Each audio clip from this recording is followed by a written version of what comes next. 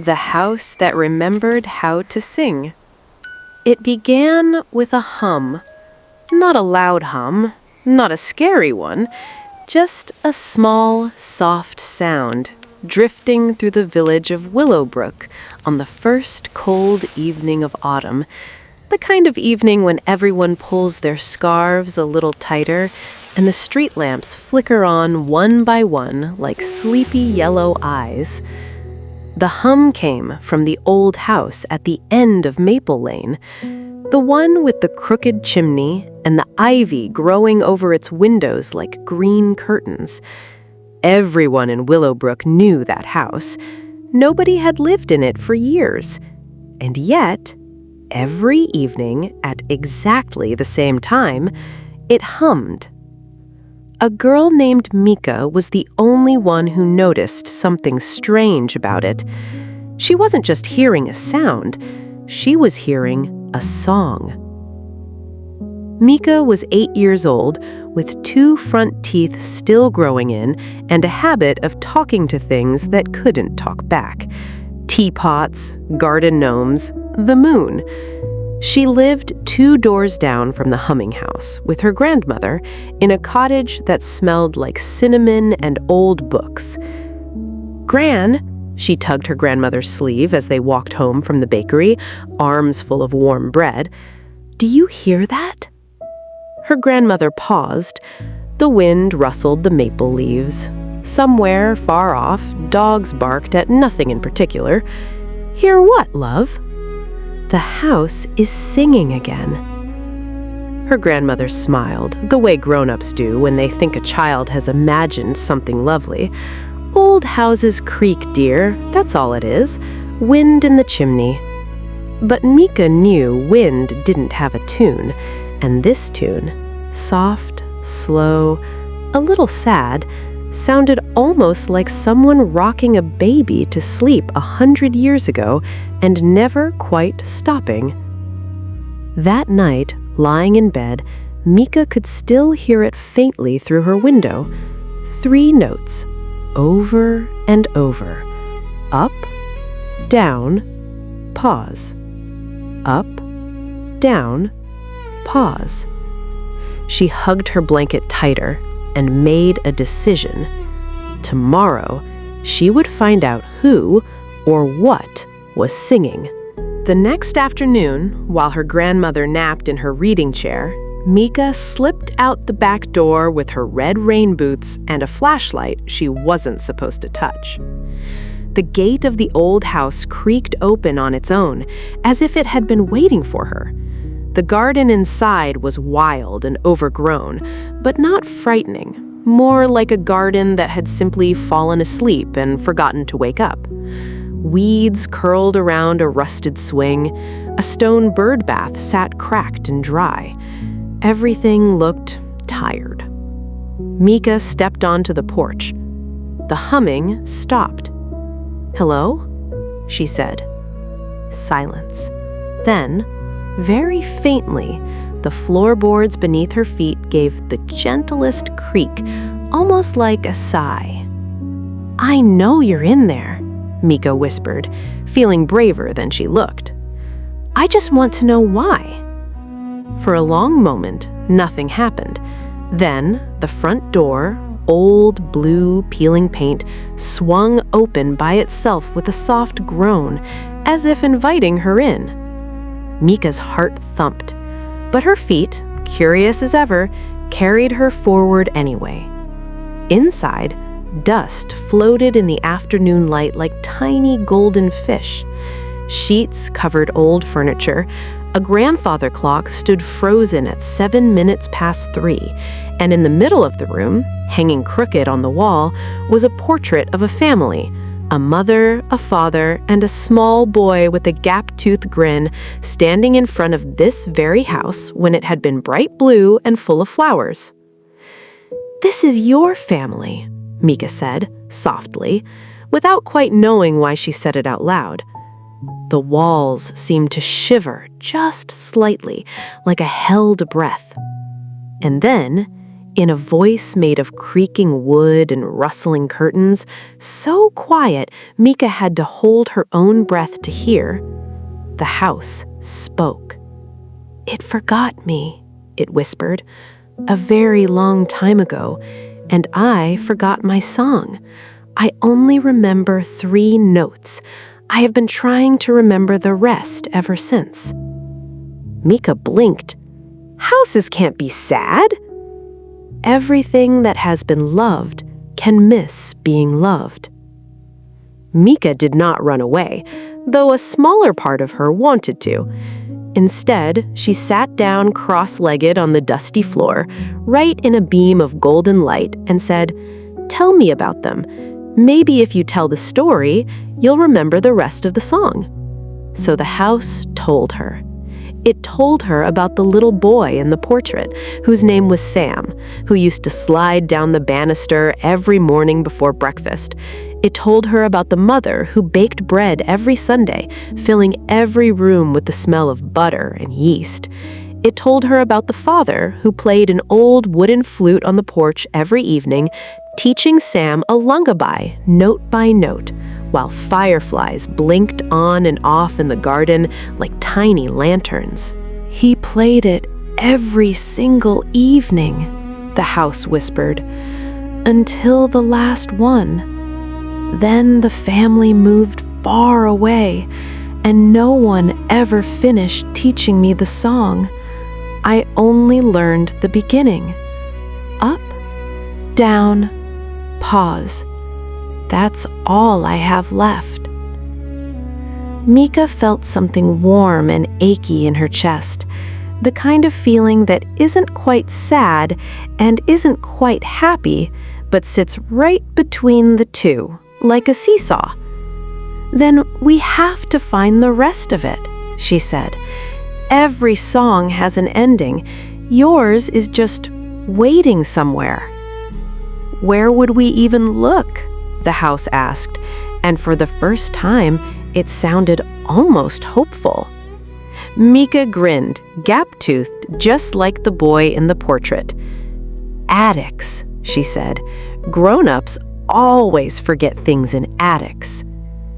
The attic stairs groaned under Mika's boots, but the house seemed to hold itself steady for her, as if it wanted her to succeed as much as she did.